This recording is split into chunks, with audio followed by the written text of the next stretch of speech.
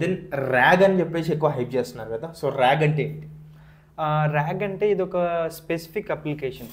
For example మీరు ఏదైనా ఎల్ఎల్ఎంని తీసుకుంటే, ఫర్ ఎగ్జాంపుల్ చాట్ జీపీటీనే తీసుకోండి.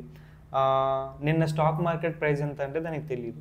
ఓకే, అంటే కొంచెం ఇప్పుడు వెబ్సైట్స్ అవి యాడ్ చేస్తున్నారు కానీ అంత ఎఫిషియెంట్గా మనకు అవుట్పుట్ అయితే అది ఇవ్వలేదు. ఓకే, ఆ అప్లికేషన్ ఎప్పుడైతే అప్డేట్ చేశారో, ఎల్ఎల్ఎం లాస్ట్ అప్డేట్ ఎప్పుడు ఉందో అప్పటి వరకు డేటా అనేది దానికి తెలుస్తుంది. దాని తర్వాత ఉన్న డేటా ఏమి దానికి తెలియదు. ఓకే, అలాంటప్పుడు నిన్న మొన్న జరిగిన ఈవెంట్స్ ఇస్తే దానికి తెలియదు. ఇప్పుడు ర్యాగ్ అప్లికేషన్ ఏం చేస్తుందంటే, నీకు స్పెసిఫిక్గా మన కంపెనీ ఉంది, ఇప్పుడు పైథాన్ లైఫ్ తెలుగు ఉంది. పైథాన్ లైఫ్ తెలుగులో ఎంతమంది మనం ఇంతవరకు ట్రైన్ చేసాం, వాళ్ళు ఎంతమందికి ఏ జాబ్స్ వచ్చినాయి, ఎక్కడెక్కడ పని చేస్తున్నారు, ఈ డేటా అంతా మనం దీనికి సపరేట్గా ఇవ్వాలనుకోండి, ఇది ఆన్లైన్లో అవైలబుల్గా ఉండదు.